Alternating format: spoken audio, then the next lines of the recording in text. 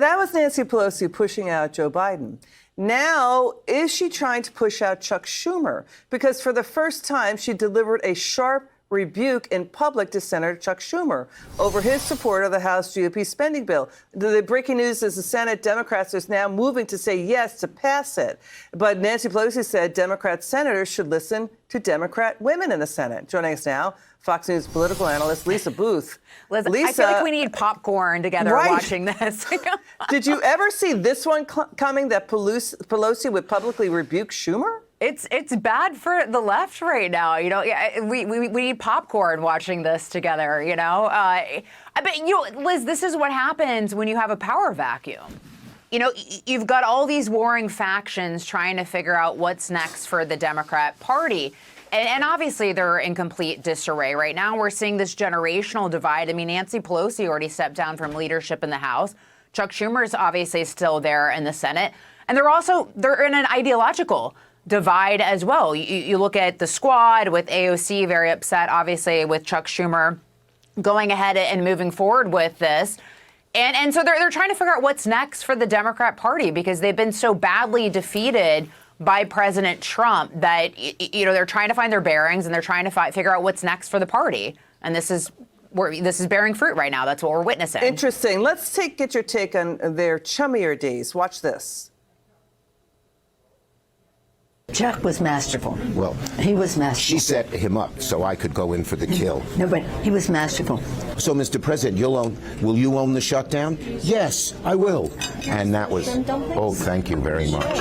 Boy, oh boy, oh boy, oh boy, oh boy. So we got to talk about the continued fallout among the Democrats over Chuck Schumer and Senate Democrats folding on shutting down the government, okay? The so-called grassroots, the radical Democrats are furious with Chuck Schumer, okay? It seems as if Chuck Schumer's days being the Democrat Party leader in the Senate are numbered, okay? Because even Nancy Pelosi, big Pelosi, drunk Pelosi, came out and took shots at Chuck Schumer publicly over the fact that he folded to President Trump. Pelosi basically told Chuck Schumer that he should have listened to the women. Listen to the women. And I'm just like, hey, you know, if that is the direction that Democrats want to go in, be my guest, because I think Democrats, they're currently a disaster because they listen to women too much, right? They got women leading their party instead of masculine men, right? That's the real issue. The real issue with the Democrats is that they're listening to women too much, right? And that is why. That's why the party is currently in a state of disaster and chaos right now, right? So again, if that's the advice that Nancy Pelosi wants to give, right, listen to women, then hey, go for it, Democrats, right? Keep listening to the women, okay? Let's see where that gets you. But hey, it's even at the point now where you have some progressive activists basically saying that, hey, I might leave the party, right? I'm going to leave the party over the Democrats and their piss poor leadership. Take a look. The grassroots is furious, right? Most of the caucus is furious. I never before, my parents were Democrats. I've been a Democrat my entire life. Never before did I say, I should leave this party, because if democracy is at risk and you had no idea what to do and you have no plan, and even now at this moment, you know nothing of what to do and you're capitulating to this is disgusting. Are you thinking about leaving the Democratic Party? Is that what you're saying? Yes, me personally, yes. I'm not an elected official, but I have always voted with the Democrats. Over this issue? Yeah, over the inability to figure out what to do in the face of fascism and the rise of Trump. I hear you on that. The inability to have a plan is absolutely a problem, right? But I'm really questioning, what is the plan after the shutdown happens? Because when a shutdown happens, people don't get paid. And this is not exactly an administration that wants to keep the government open. They actually want the thing to be shut down. Yeah, but here's the thing. And I'm not a Democrat, never was. I was a lifelong Republican and quit the party over Donald Trump because he is someone who doesn't respect the Constitution and is trying to rule like a king. So, but look, I was part of the Tea Party movement. I watched what happened and how Republicans were a resistance opposition party when Democrats ran everything. And watching this happen now as someone who's an independent that's pro-democracy, that I guess you can say caucuses with the Democrats now, it is very frustrating. When you don't have a leader, there's no unification in a message. It hurts the grassroots and the troops that you need. Right. Could you imagine if oh, I don't know, during World War II, and you saw what was happening with the bombs over London, and then, you know, it was just like, oh, well, you know, Churchill's just going to say, we're going to capitulate now because, well, what are we going to do about it? This is not the way you lead. What happens is that the Republicans who are in charge, they have to explain why workers aren't getting paid. They need to explain why they can't run the government. And the Democrats need to say, we were fighting for you. It's not they're in charge. And show that people are being fought for. I'm watching what's happening. And when you have a demoralized base, you're never going to lead an opposition. If you don't have the chutzpah, if you don't have the intestinal fortitude to lead, then get the hell out of the way, Chuck Schumer, and let the people who are willing to fight for their constituents lead the party. Because this is not the way to win. Okay. Then how angry are Democrats at Leader Schumer? I've never seen this level of volcanic anger at a Democrat ever. Ever. Wow. We could be grumpy. We can be frustrated with each other. There is a volcanic eruption of outrage at Leader Schumer because we want a Mitch McConnell.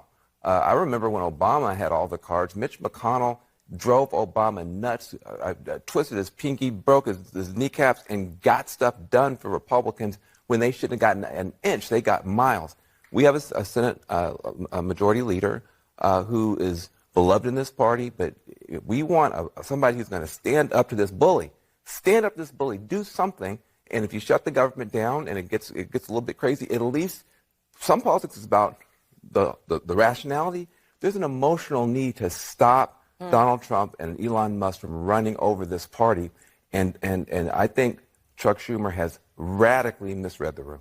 Radically misread the room. Let's listen to Charlemagne the God, who was about as blunt as you are in his own way. This is his message for the Democratic leadership now. You know why, Dems suck at messaging? Because they never talking about nothing, and they do nothing. So guess what? To me, they all got to go. Like Dems don't just have a messaging problem, they got a leadership problem. The Chuck Schumers of the world, the Hakeem Jeffries, they should all step down, and any Dem who isn't fighting for the people and standing with the party should be primary.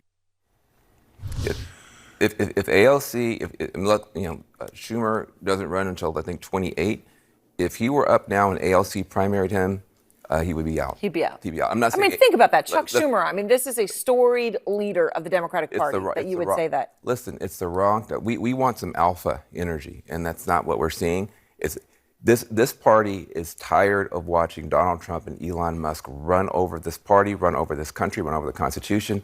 And if you only have one opportunity to take a stand and you don't take it, it's very difficult to. Once you lose people's hearts, you can disagree on hit. You lost hearts now. That's tough. Yeah. So the implosion of the Democrat Party is in full force right now. Okay. What we're saying is the Democrat Party collapsing. Okay. It's collapsing before our very eyes. I mean, it's been collapsing for a while. And you thought that, hey, maybe at some point Democrats will hit rock bottom. But no, they have not hit rock bottom yet. They are just continuing to be in free fall. Okay. And again, the funny part about it, the hilarious part about it is that a lot of these people, a lot of these progressives that are upset with what Chuck Schumer did have no real reason to be upset. They've essentially been brainwashed by the lies and the fake talking points from these Democrats that want to put the government shutdown on President Trump and the Republicans, when the reality is that Democrats, again, they're the only people that were standing in the way of the government staying open, okay? And that was through filibuster, okay? Which is something that Democrats wanted to get rid of just a few years ago, right? When Biden was in office, they wanted to get rid of the filibuster. Now all of a sudden they're mad that Chuck Schumer, their leader, decided to overcome the filibuster and to allow an actual vote on whether or not the government is going to stay open. Again, it's just hilarious how that works. So with that being said, I want to react to what I believe is actually a pretty good segment. Okay, this is a pretty fair segment from Chris Cuomo. Yes, I know it's Chris Cuomo, but he actually does a good job of calling out the BS around this government shutdown, right, from the Democrats. And I want to react to it because I feel like it's a pretty good summary of kind of what's going on here. The fact that Democrats are playing political games with their base, and their brainwashed base, they're falling for this nonsense, right? They're outraging over nothing. So without further ado, let's get into it. Another right move that is being called wrong is not shutting down the government. A shutdown does nothing to the people who cause it. It only punishes the public. I am no fan of continuing resolutions. They are supposed to be for emergencies. And they were designed in a way to assume that Congress would keep negotiating on appropriations. Now, they're the rule more than the exception. Democrats and Republicans both kick the can, basically quitting on doing the real job of negotiating and passing all 12 appropriation bills. No one gets to do this in their job. None of us. Only in Congress. But this one in particular must be exposed to show how ugly the play is. Senator Schumer backed off the shutdown threat. Why? Because he was told the last thing Democrats need is to shut the government down and once again seem to be against the interests of the majority. And you know what? He made the right call. But not according to many leaders in his party. They want you to believe that they're fighting for you by shutting down the government. They just want to play the game. And I'm not just talking about the AOC socialist types, okay? Most media are playing up the split in the Democrat ranks. I don't give a damn about that. That's part of the problem. They just love covering the game. Did you hear what Pelosi said and Hakeem Jeffries and his Schumer? Forget it. Forget playing their game. Expose it. Make it end, okay? Pelosi actually wants senators to defy Schumer and shut the government down. Pelosi's statement is proof of the problem. Trump and Musk have offered the Congress a false choice between a government shutdown or a blank check. What proof is there of that? It makes a devastating assault on the well-being of working families across America. What proof is there of that in this CR? I read it. America has experienced a Trump shutdown before, but this damaging legislation only makes matters worse. How? How? We must fight back for a better way. What better way? Telling senators to defy Schumer? Pelosi postures like this is about fighting for you against tax cuts for the rich and taking pressure off the working class. That is bull blank bleep. This is a continuing resolution. Do you know what that means? Pelosi does. She's lying to you about it. Why? Advantage. A continuing resolution means they are extending the funding from the last budget deal, which was a CR. Okay? It was under Biden. It was basically the same spending that is in this one. So what is Pelosi's proposition? That the Democrats were doing you dirty when they all agreed to this same spending that Biden signed last year? Is that what she's saying? Here is the fact. In September, Biden signed $1.6 trillion in a continuing resolution, a CR. All the Democrats voted for it. December, Biden signed another one, $1.7 trillion CR. Added over $100 billion in disaster aid. There was a specific circumstance. And basically all the Democrats voted for it. Now this bill, this CR, is essentially the same. Same one they passed in December. It has $1.7 trillion in funding, just like that one. Are there any differences at all? Yes. Yes, there are. It cuts the D.C. budget by $1 billion and other earmarked programs. It adds $6 billion to defense spending. But these aren't major changes in spending. The only legit gripe is that this CR is twice as long as the last two. But they're not arguing that. This is about party advantage, and you see it in the party pawns. Looks like a government shutdown is going to be avoided, handing a political victory to President Trump. What's the suggestion in this BS? Right? That they shouldn't have done it, that they should have fought back, that the Democrats are weak.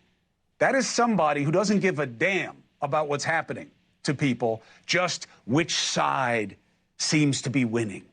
A CR isn't a win. It's a punt. It is a punt. He's right about that, right? And, here's the thing. This is why I don't have any problems with people like Thomas Massey who take principled stances against these continuing resolutions. In the ideal world, Republicans and Democrats would stop kicking the can down the road when it comes to negotiating the budget and spending. But in this case, I think that the GOP, they really just want to be able to set the stage for the reconciliation process that will ultimately be used to secure the border, to lower taxes, to deregulate, right? Like, that is the big legislation that they want to do, right? And they had to basically pass this CR, okay, aka keep the government open, in order to pave the way for the reconciliation package, which is the big economic package that everybody is waiting for. That is what the GOP is currently working on right now. But regardless, I am fed up with the GOP and the Republican politicians in regards to their inability at the congressional level to actually do any type of real spending cuts. Okay, a lot of these people, they talk a big game, right? The Paul Ryans of the world, okay, who's not in Congress anymore. But again, a lot of these Republicans are Paul Ryan fiscal conservatives who literally never do anything, right, in Congress when it comes to actually cutting the budget, right, or cutting spending. Now, the executive tries to do it, right? The executive branch is trying to do that now unilaterally, and now you got all these politicians crying, talking about, no, the power of the purse is in Congress. The president can't do this. Okay, well, you have an opportunity to do it, but you refuse to do it. And because you refuse to do it, this is why the president has to do it, right? But, you know, ultimately, Congress took away the president's ability to do that, and they refuse to do their jobs, which is why this is so frustrating. Especially, again, as a Republican, it's frustrating to me. But I guess you could argue that because Republicans have such a slim majority in the House, that they don't really have the power to do it, because a lot of moderate Republicans, a lot of Republicans from moderate districts are not going to get on board with dramatic spending cuts that we need to make, okay, for the financial health of this country. But this is why it's so important that the Republicans win in 2026, win the midterms, expand the majority in the House, because then it becomes a mandate. Then at that point, there's a lot more leverage and a lot more room for Republicans to make major cuts. So Chris Cuomo is right. This is essentially a game for both parties, okay? However, when it comes to Democrats, they look really bad in this situation because they're boohoo whining and crying about the same continuing resolution that was passed under Joe Biden, right? They're boohoo whining and crying, talking about how this is going to be the end of the world, when all of them were for it literally less than 4 months ago, right? 5 months ago, they were for it, okay? So again, it's hilarious. It really is. Democrats look really stupid right now, okay? They're outraging just to be outraging. None of this outrage is about principle, except just being against Trump no matter what. And this is what I try to tell you guys.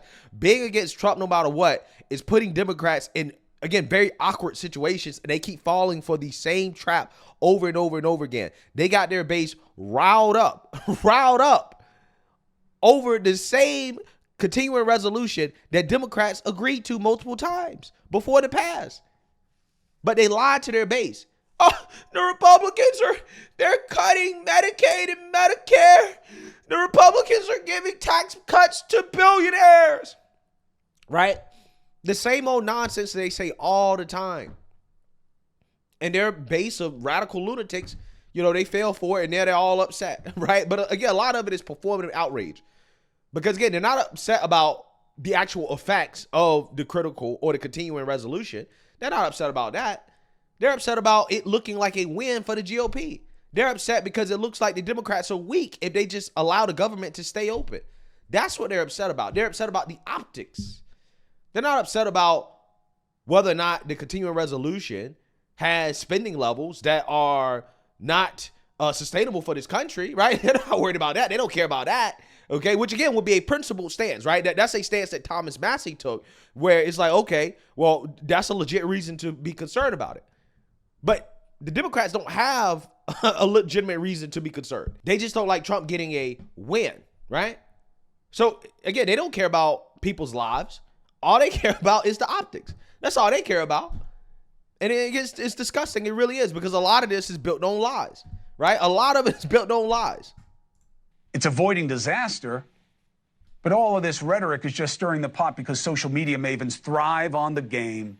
Congressman Ro Khanna wrote, when the Senate Minority Leader sells you out, the only option is to take back the party and country with grassroots activists in blue and red districts to stand up for the Constitution and our democracy. I respect Ro Khanna. I asked him to come on tonight to defend this. And when he wants to, he will be welcome. But how did Schumer sell out by keeping the government going? Was there another deal to be had? No. So then you wanted a shutdown. This is the wrong way to do what is right. Democrats need to wake up to the fiscal reality that we are drowning in debt and can't keep spending like we were in a pandemic. Punishing the rest of us for their inability to make a deal, their inability to win enough elections so that they have control, is BS. And again, when the Democrats were in power, they did CRs too that had the almost exact same spending that's in the current bill. That's why I'm so pissed off about it. They have no high ground on this, okay? This isn't cutting Social Security and Medicaid and Medicare and in favor of a tax cut for the top. If that's what was in this, go for it.